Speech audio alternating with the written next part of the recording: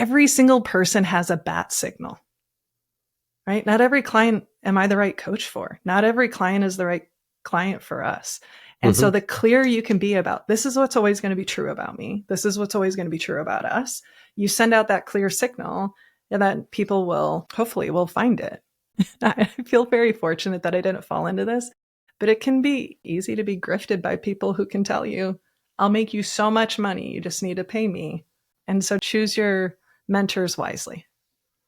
Welcome to Career Coaching Secrets, the podcast where we talk with successful career coaches on how they built their success and the hard lessons they learned along the way. My name is Davis Nguyen, and I'm the founder of Purple Circle, where we help career coaches scale their business to $100,000 years, $100,000 months, and even $100,000 weeks. Before Purple Circle, I've grown several 7- and 8-figure career coaching businesses myself, and have been a consultant at 2 career coaching businesses that are doing over $100 million each. Whether you're an established coach or building your practice for the first time, you'll discover the secrets to elevating your coaching business. Hey everyone, welcome to another episode of Career Coaching Secrets podcast. I'm your host, Rexhen. Today's guest is Sarah Noll Wilson, an executive coach, researcher, global keynote speaker, and best-selling author dedicated to transforming the way leaders and teams communicate. As the president and CEO of Sarah Noll Wilson, she helps leaders tackle their toughest challenges, from repairing trust to navigating change through the power of courageous and curious conversations. Sarah is the author of Don't Feed the Elephants, where she equips leaders with practical tools to address the unspoken conversations that undermine trust and performance. And it's a pleasure for me to have Sarah on the podcast. Welcome to the show, Sarah. Well, I'm so excited that everyone gets to be clued into the great conversation we've already been having. So thank you for having me. Thank you, Sarah. Thank you for coming. And I love the energy. We were just talking earlier, but I wanted to get a little bit deeper into when it comes to your coaching business. First of all, what inspired you to become a coach and then start your own coaching business?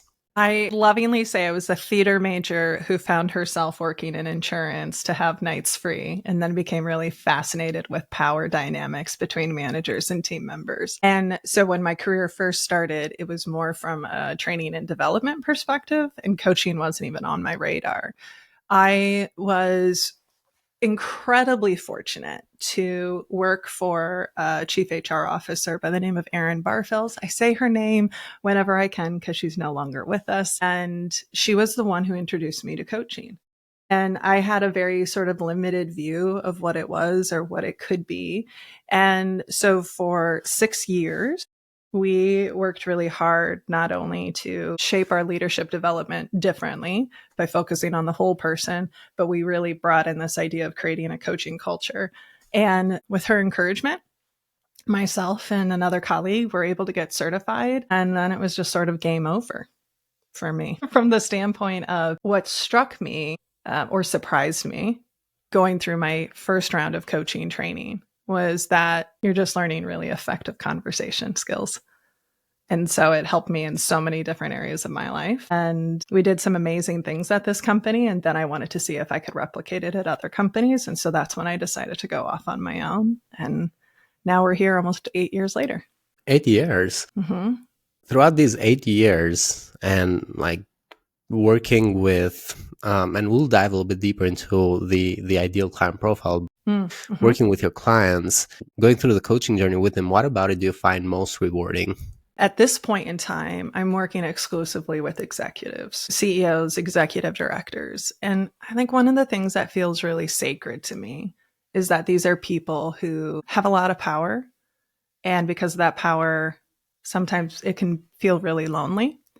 And there's a lot of expectations. And sometimes it can feel like somebody always wants something from you, right? Because you have influence.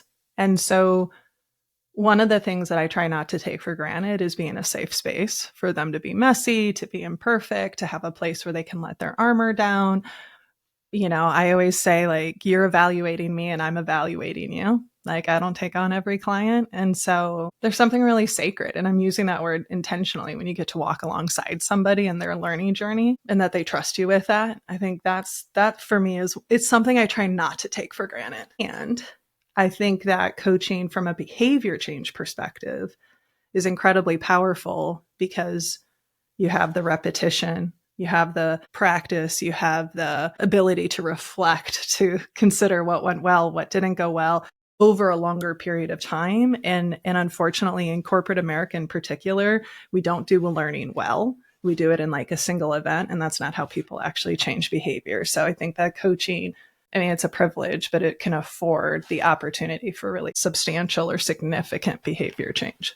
So when thinking about the executives that you're working with, if we want to describe that ideal client profile a little bit deeper, how would you describe it? Is there a specific industry? Is there a specific demographic? Do they have some type of common goals, some other commonalities? How would you describe that? There might be a portion of them listening. Yeah. The people who tend to be attracted to me and my style, I'll say it that way. Because, so for me, my ideal client is somebody who wants to show up better for the people they serve, right? That their team members really, truly are at their forefront. They recognize that profitability is important. They know that they have to do all the stuff to keep the business successful, but they want to truly be better leaders for the people. Like that's the people I love to work with. I think the people who are drawn to me are often ones who maybe feel tension between the kind of leader they were told they should be versus the kind of leader they really want to be. And what does that look like for them? So it's interesting. I hadn't thought about that, but I think that that's a lot of folks who tend to be drawn to my work. And a lot of times it's men, because there's this like challenge and this tension between what does a vulnerable leader look like? What does a leader who prioritizes relationships look like? What does a people first leader look like? Can feel very much in conflict with maybe the rules or roles that they've been expected to play. And what is the engagement you have with these executives? So if they're listening, so working with you, what's it like working with you?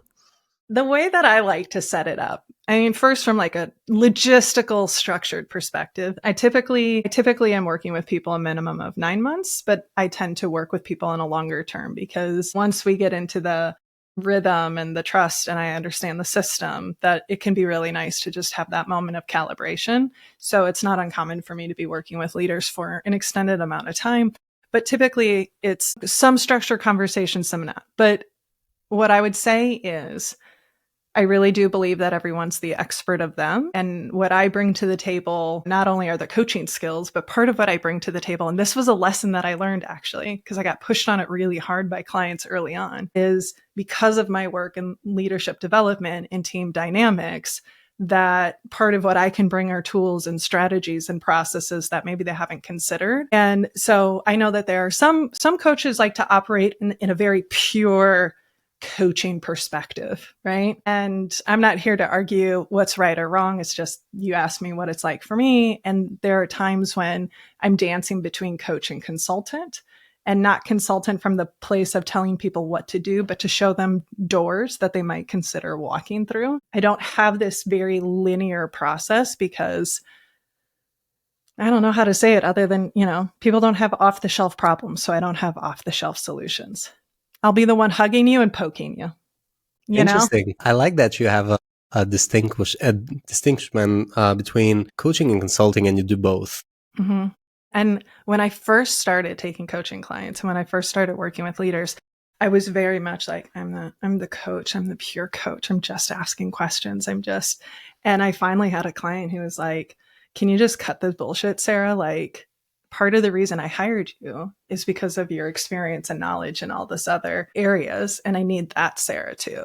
And I was like, no, I got to be a coach. And they're like, no, but that's actually the knowledge that I need. And so again, the consulting doesn't come from a place of prescriptions. It's not, you should do this, you should do this. It's just, well, here's some perspectives, or here's some theories that are out there. Or here's what other companies have tried. Like, what comes up for you, right? How might that work here? And, and the other thing I will say, particularly working with executives, they have the burden of the whole organization on their shoulder. And it can be really valuable that somebody understands some of the challenges that they're facing and have some strategies to be able to think through it differently. And where do they find you? We mentioned you have a podcast too. In terms of like marketing channels, and this goes to that research I was mentioning earlier. Yeah. What marketing channel works best for you? My heavy sigh and pause is we're trying to figure out how to expand that. So right now it is largely referral based. And whether it's referral because somebody saw me speak or they heard about me or they saw my colleague speak or they read an article that we published, but usually it's either some direct interaction with us or somebody else had a direct interaction with us and they recommended it. And so for right now, predominantly our main channel is LinkedIn. We have a weekly newsletter that we post. We're on a bit of a hiatus with our podcast, but we'll be pulling that back up in the fall. Yeah. So like from a focus on channel, LinkedIn is our main one. But we have activity on YouTube, but that isn't something that we've focused a lot of time on. But we're in the process of refining and experimenting with new marketing strategies. So maybe if we talked in a year and a half, I'll have a different answer. Well, so primarily you would say is these direct connections. Mm-hmm. Yeah. Mm-hmm. Which is part of why I speak so much, because people experience me as a speaker and then they go, I have a leader who needs to talk to you, or I want you to coach me, or I saw you 5 years ago. Do you still have that capacity? Well, it's great that even though the podcast that you're doing is right now not something you're focusing too much on, at least you are doing podcasts as a guest, which allows you, it's kind of like similar to doing your own in a way. Yeah. Yeah. I mean, it gives people a sense of your personality, right? And when they listen to our show, they get a real clear sense of my values and how I approach my work. And where is it going in the future? So do you have any goals for the next 1 to 3 years with your coaching business? I mean, just to survive. No, I'm just kidding. No, like where is it going from a company perspective? From a business perspective, you can answer it however you want. Yeah. I mean, we're in the middle of a really exciting shift of a rebrand, both in name and positioning of the work that we do. And so that's been our focus in the short term to get that done. From a standpoint of long-term growth, because we do a lot of research ourselves, we have created a number of intellectual property, our own proprietary models that long-term, we want to get to a point where we've tested those well enough that we can then offer certifications for people to be able to deliver the work that we create. There's certain certifications we've gathered from other organizations that we really love and we love to do. And there's a lot that we've built on our own, especially around the idea of how do we have more effective conversations. So the long-term goal would be that we're able to create some kind of certification experience that we can offer, partly because one of the things I'm really grateful of is there have been opportunities where I've been able to get certified in an approach. Specifically, I'm thinking conversational intelligence, and it afforded me the opportunity to tap into somebody's 30 years of research and experience, and for me to be able to offer something really meaningful and grow my company. And I want to be able to offer that to someone else. So that's the long-term goal.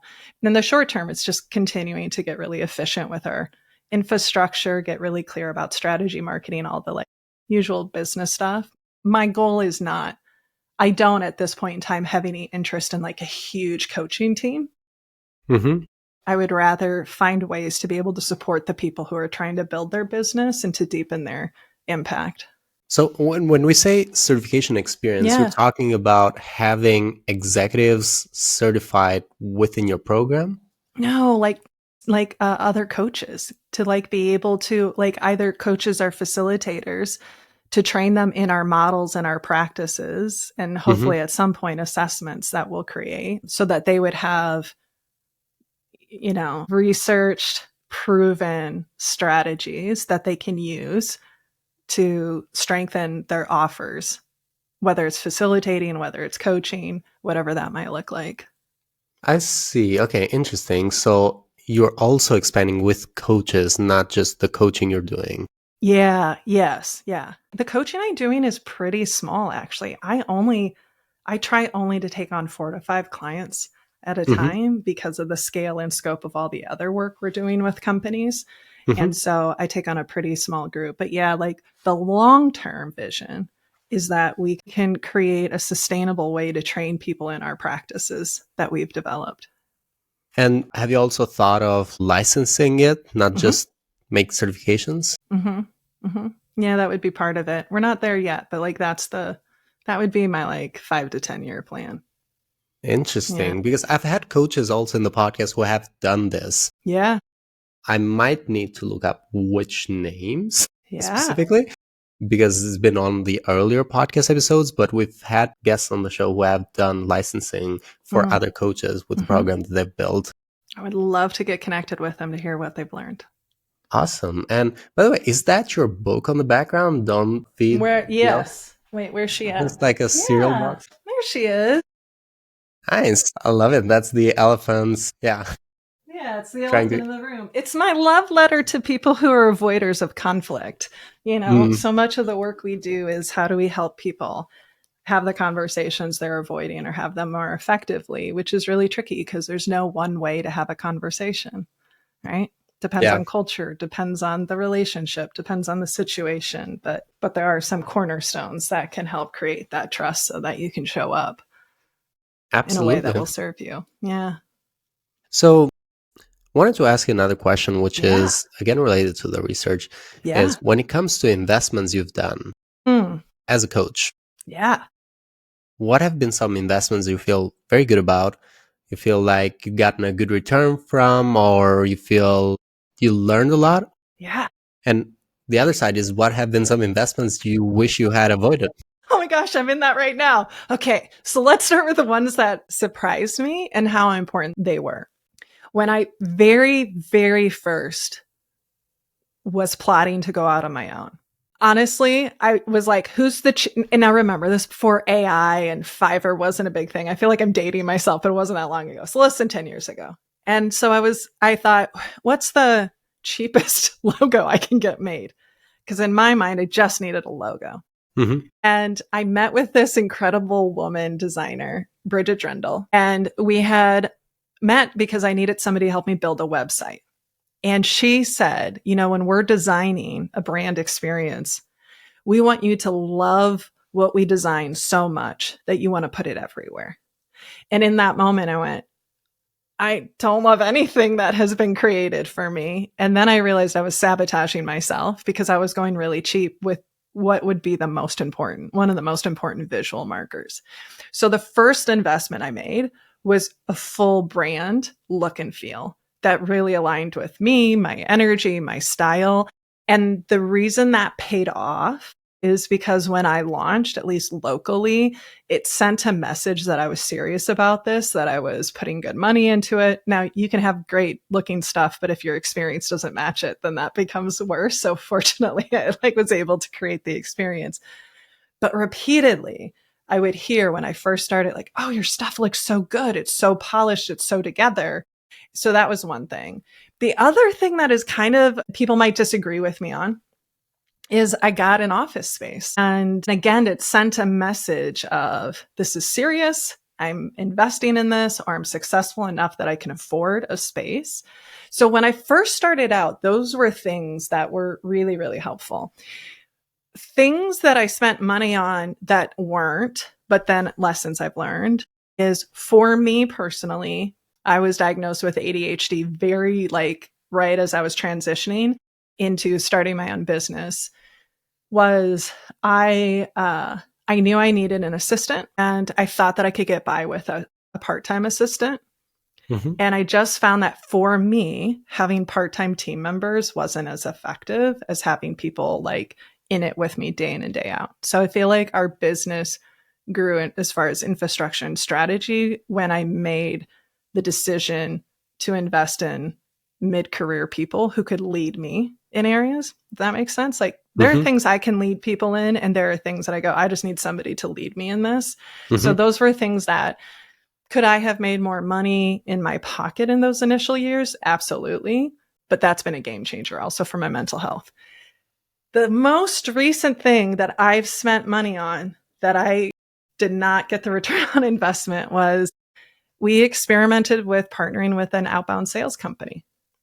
And, we had never done outbound calling. We had never done a ton of outbound marketing. And so we thought, well, let's just see, can we throw out a wide enough net that we can get something. And I think what we've learned for us, and which might be true for other people who are in the same boat, is you essentially are selling yourself. And so what we learned is that we didn't need somebody out selling us. We could sell us. We needed the marketing support to get our name out there.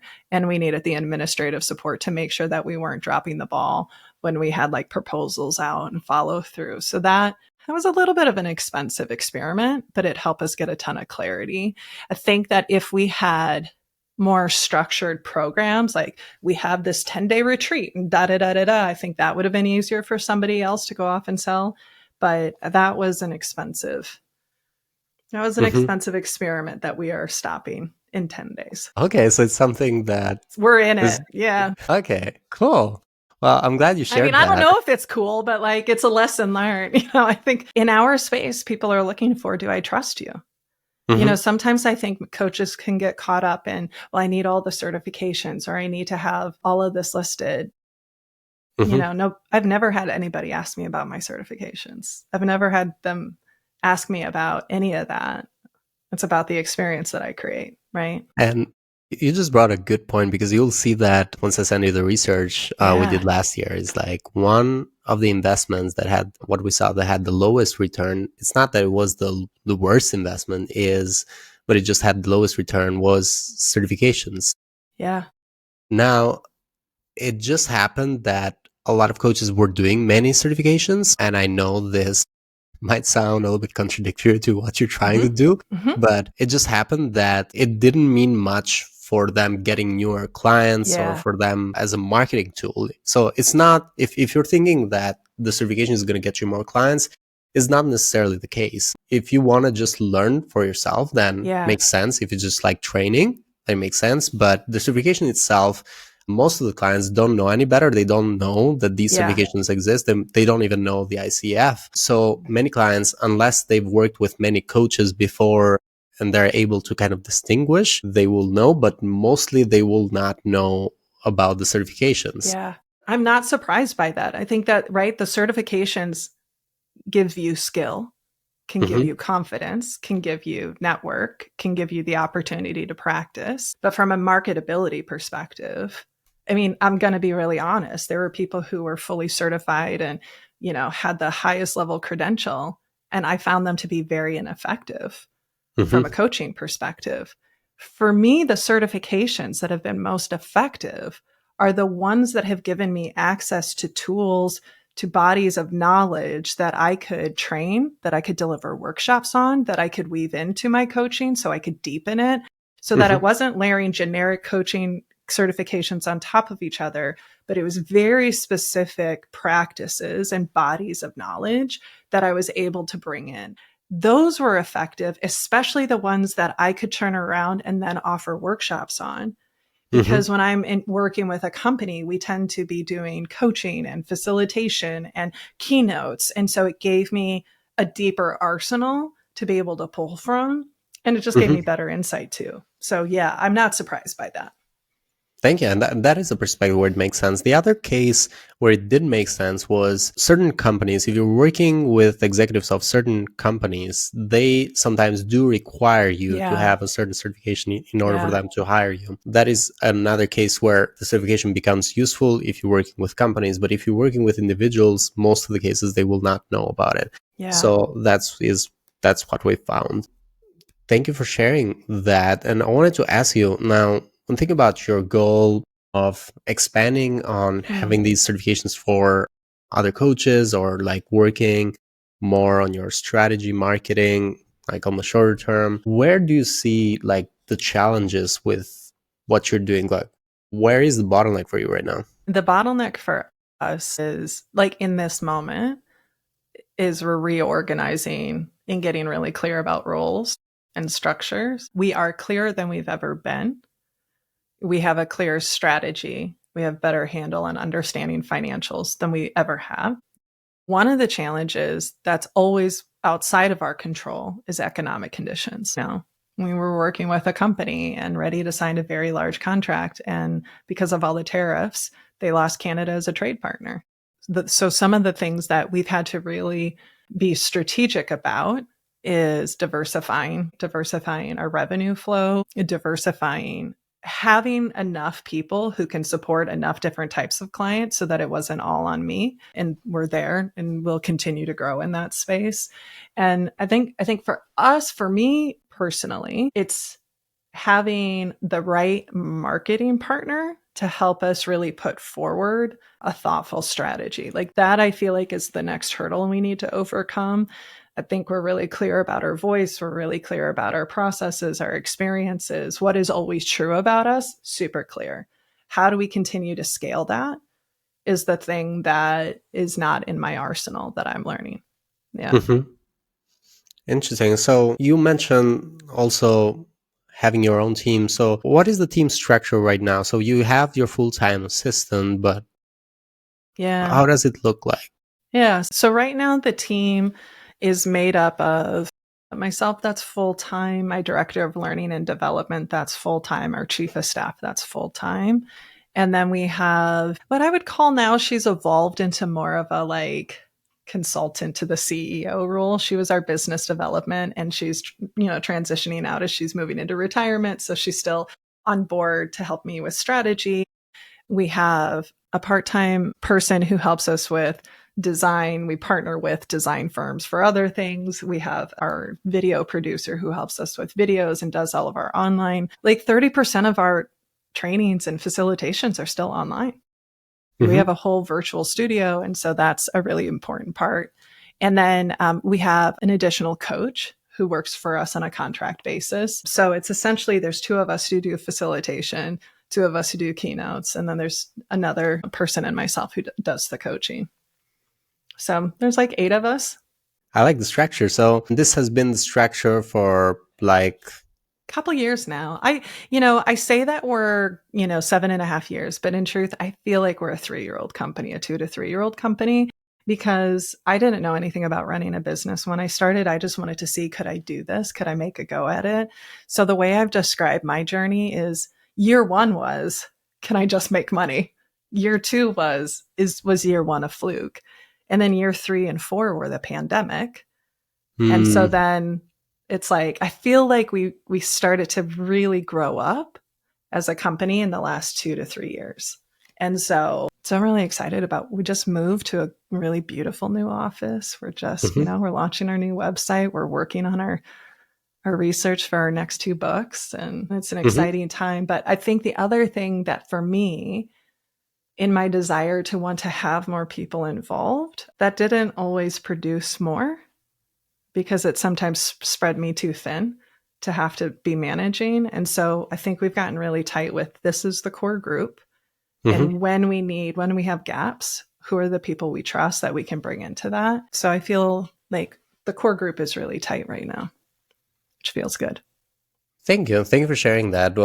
Oftentimes with the coaches that we have on the show, we don't always get to learn different ways of how they structure their teams, because not always the coaches that we have on the show have a bigger team. So yeah, it's nice to have that, and probably we'll try to have something like that included in our research as well, in terms of like what the ideal team structure would look like for coaches based on what we've learned. So thank you for sharing that. And it just depends, right? Some people want to run solo. Some people can run solo with like an assistant, virtual assistant, or like with a part-time virtual assistant. My brain needs somebody who can help wrangle it, right? I need somebody who can follow up with me or who can keep some pretty tight. In order for me to thrive and do what I'm really good at, I need somebody who's highly structured, and I needed somebody with experience managing someone like me. And I don't know that there is a right way. I think it just depends. Some people will say, you can make so much more money if it was just you and one other. I was like, but I want a team. I want to create a company for humans. I want to show that you can be successful while treating your people generously. And they don't have to work full time to make full time pay. Like that's the work I want to do, that I'm excited about. Amazing. And so for the coaches who are listening to this, and you've shared quite a lot so far. What advice would you give to, and this is your consulting brain probably, what advice would you give to other coaches who are looking to scale their impact? And you can think about this as an advice you'd give to yourself. So don't think about who's going to receive it, but like what advice would you give to yourself?